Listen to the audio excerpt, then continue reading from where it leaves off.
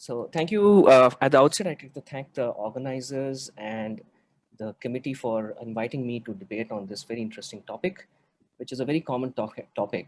And I also like to thank my stars to be born in an era where I can actually argue for this, because my moderators, unfortunately, might be a little biased with the kind of publications and the kind of data they have generated over the last few years. So without wasting too much time, let me just tell you that I'm going to be debating in favor of use of keto analogs. And I'm going to be going through my presentation in the following manner. I'm going to be discussing about what is keto analog very briefly, what are the renal survival benefits, what are the dialysis prevention benefits, what is the mortality benefit, what is the economic benefit versus any form of renal replacement therapy, and in the end, is it a patient's choice prescription? So we all know that in the conservative management of CKD, since time immemorial, we've been taught that the high protein diet is what starts the vicious cycle, which causes glomerular hypertension, increased glomerular pressure, and causes damage to glomerular structure. Hence, we always advocate the use of low protein diet in patients with CKD to preserve the renal function, as well as to improve the proteinuria, albuminuria, and to delay the initiation of uremic symptoms.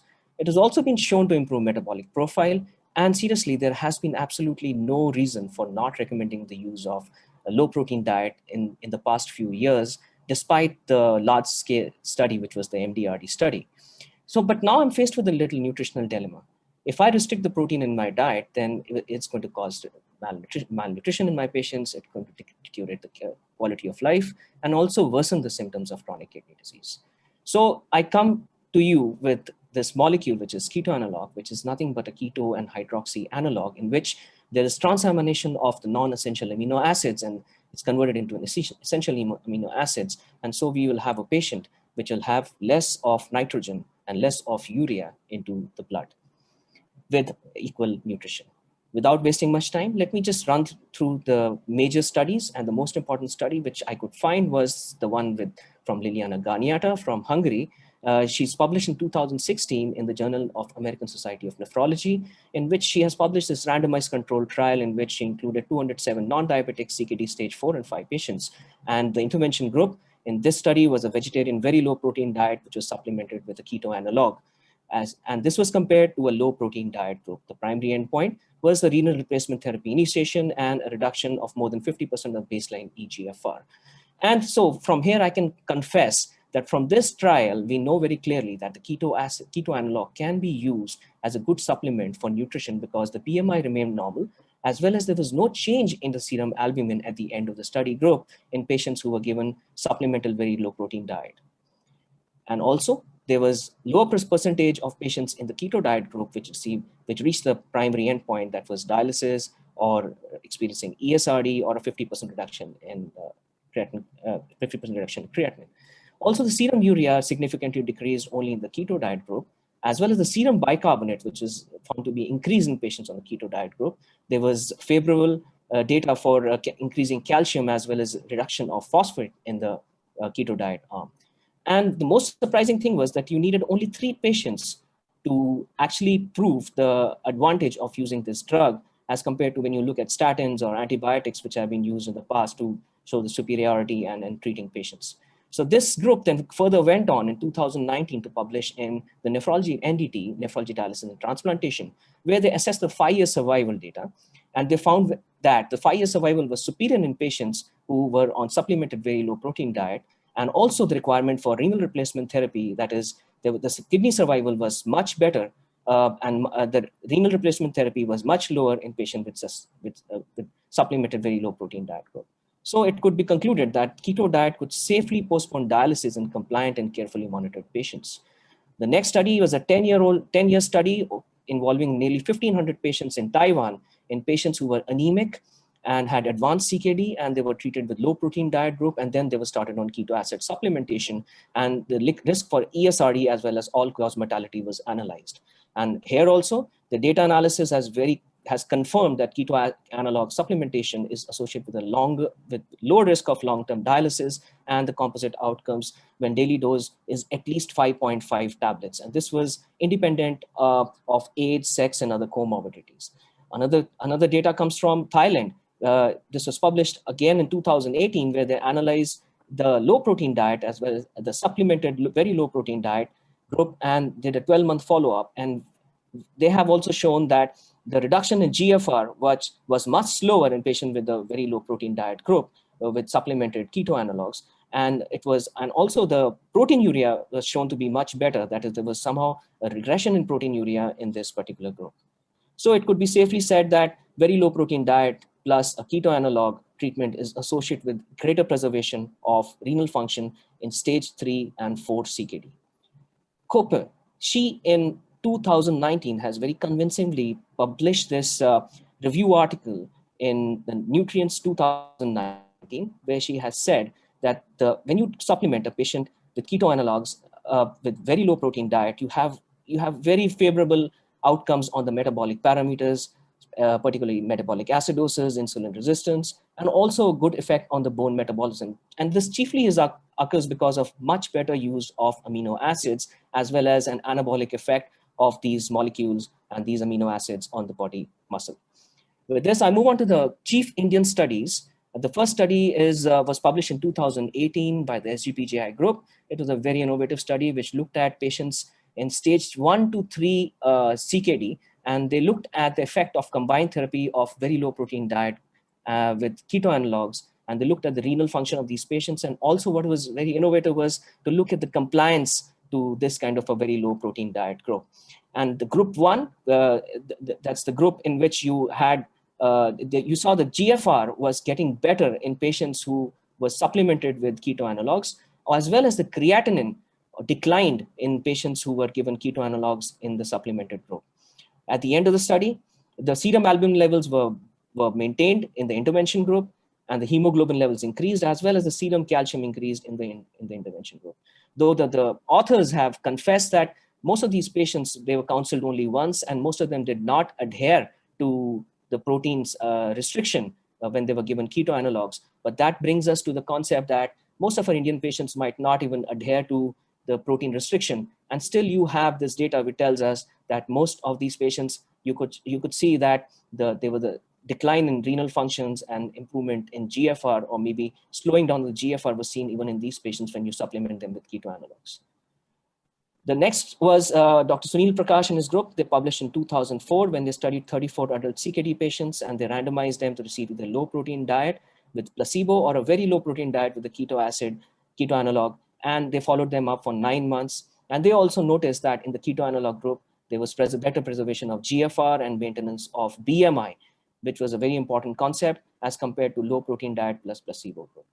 This is unpublished yet data which was selected by the American Society of Nephrology from my center, that is Sir Gangaram Hospital, in which we studied the effect of keto analogs and a protein-restricted diet in patients of CKD stage 4 and 5, divided them into 2 different groups. One was a low protein diet and the other was a supplemented very low protein diet, and looked at them over a period of a year and analyzed different parameters. So we found that in the intervention group, there was an increase in hemoglobin, protein, serum albumin. The HDL levels were better. There was reduction in serum phosphorus as well as the total cholesterol. And what is interesting again was that there was a significant difference in the mid-arm circumference and triceps skin fold thickness in the group which did not receive any supplementation. And also there was a decrease in GFR, which was much rapid in the group 1 patient, which were not supplemented as compared to group 2 patients. So it could be safely said that supplementing patients on very low protein diet group with keto analogs has a beneficial effect on slowing down the rate of decline of renal function and helps to maintain the nutritional status of the patient. With this, I come to the next study, which is by Professor Naik himself, and I know he would like this study. This was published in 2014 on nearly 180 adult pre-dialysis patients who were at CKD stage 3 and 4, and he assessed them for a period of a year. This is an interesting study because keto analogs were given to both the groups. The group which was on very low protein diet got more liberal keto analogs. And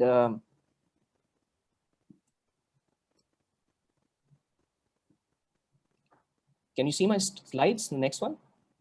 Yeah, no, not yet.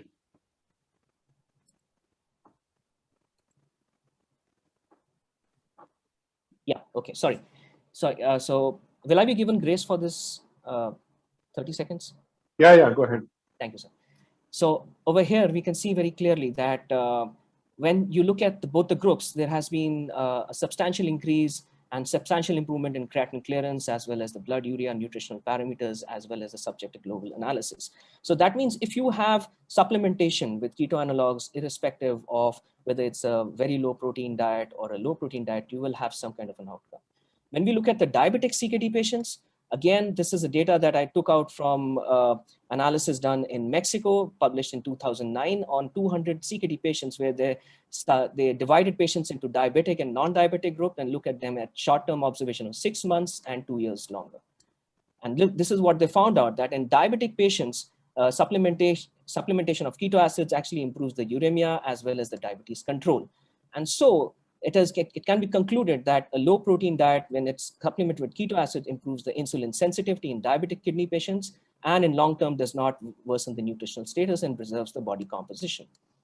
So what are the recommendations? The recommendation data comes, the most initial data, which was substantial and which was used by all of us, came in 2009 by this group when they published in Journal of Renal Nutrition, when they said that when you start with CKD stage 3, it's good to do protein restriction, but you should add a tablet of keto analog.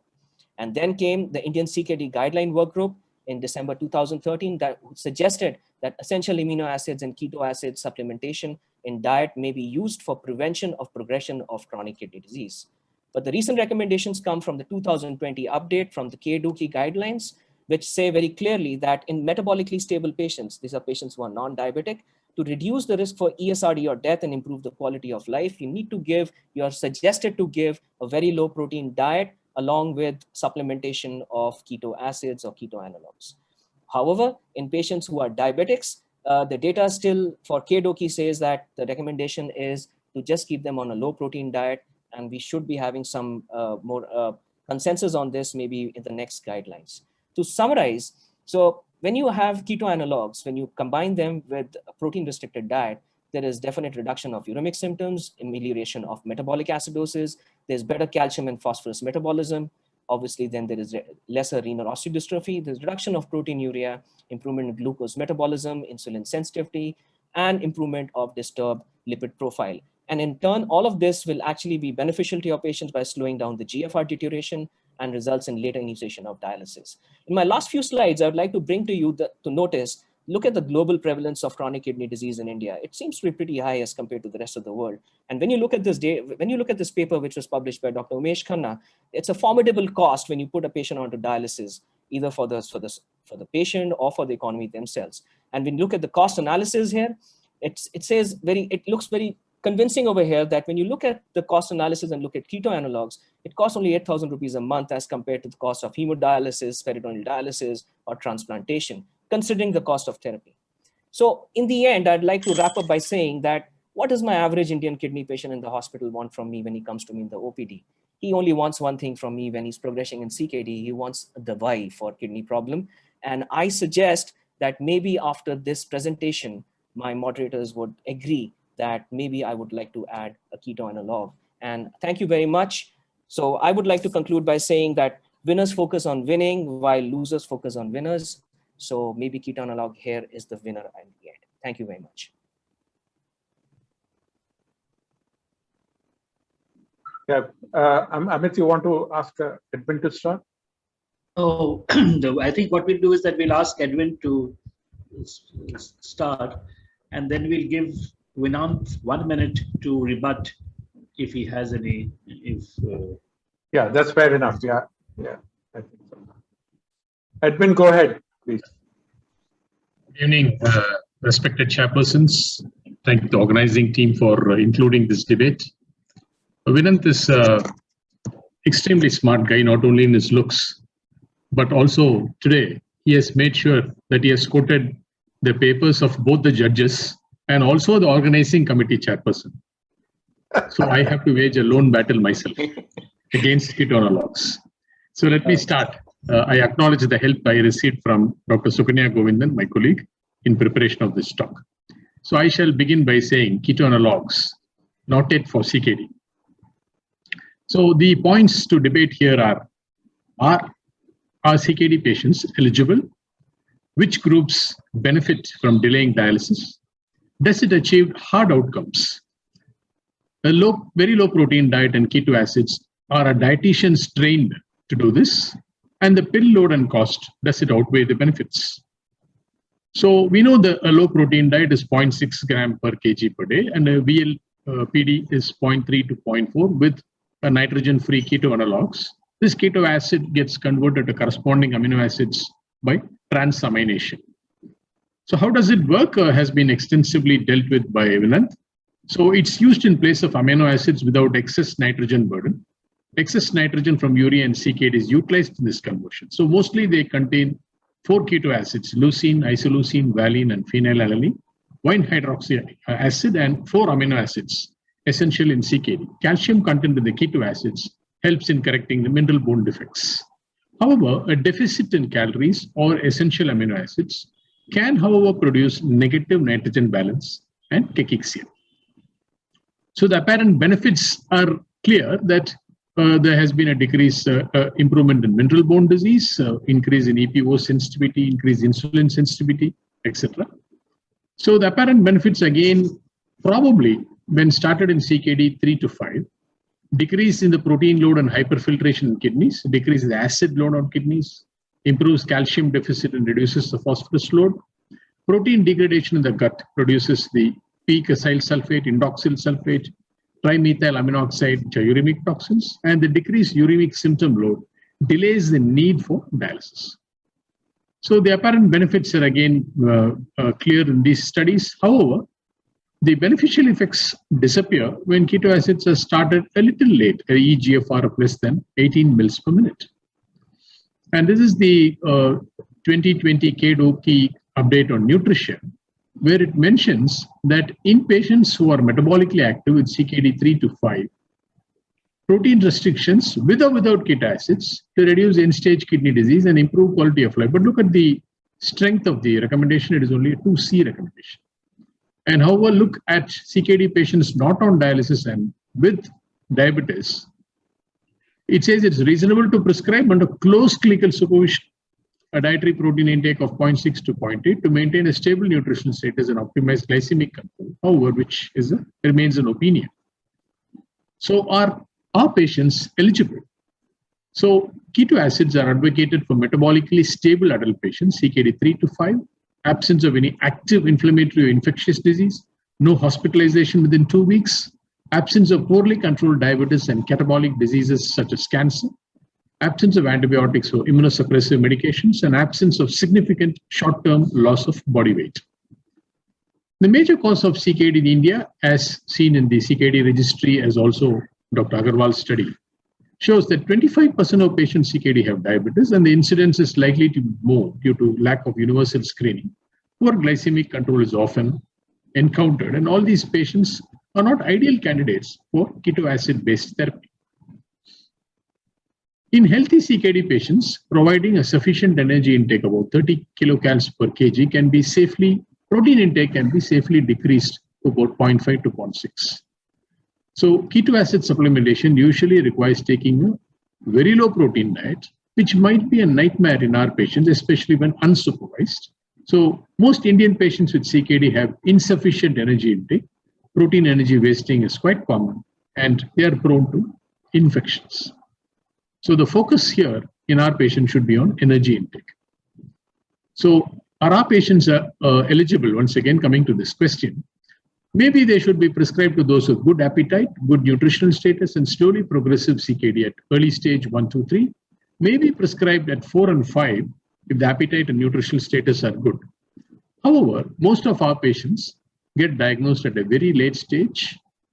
50% are detected at GFR of less than 15 mils. Protein energy wasting is very common even in early CKD, and majority of patients are already on a low protein vegetarian diet. So who will benefit? Probably elderly patients in whom dialysis might not be associated with improved survival. Slowly progressive CKD when initiated in early stages. Does it achieve all hard outcomes? Studies indicate benefit, of course, in preserving eGFR, better phosphate and BP control, improved insulin sensitivity, no lowering of serum albumin or weight loss, and results achieved in a trial setting supervised by renal dietitians and monitored by adherents. But is replication of this possible in real life remains to be answered.